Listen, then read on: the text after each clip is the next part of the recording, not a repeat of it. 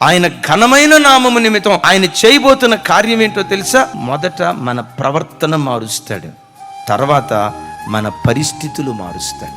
నీ ఇంటికి వచ్చిపోయే వ్యక్తులు ఒకప్పుడు ఎంత బాగా బ్రతికేవాళ్ళు కదమ్మా, ఇప్పుడేంటి మీ కుటుంబం ఎలా అయిపోయింది? ప్రజలు గుసగుసలాడుతూ మాట్లాడుతున్నారా?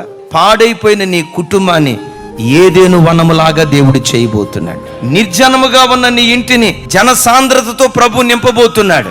ఇప్పుడు దేవుడు పాడైపోయిన నీ ఇంటిని ఏదేను వనంలాగా కట్టిన తర్వాత అదే అన్ని ప్రజలు ఇప్పుడేమంటారు తెలుసా? వీళ్ళు ఆరాధించే దేవుడైన యెహోవా పాడైన కుటుంబాలను బాగు చేసే దేవుడు, చల్లా చెదిరైపోయిన సంసారాలను నిలవబెట్టే దేవుడు, కృంగిన వారిని లేవనెత్తేవాడు. ఆయన నమ్మిన ప్రజలను ఎప్పటికీ రాజ్యములకు శిరస్సు వంటి జనంగా చేస్తాడు రాని అన్ని ప్రజలు నీ కుటుంబాన్ని గురించి చెప్పుకునేటట్లుగా ఒక భీకర కార్యం నా దేవుడు నీ కుటుంబంలో చెయ్యునుగాక.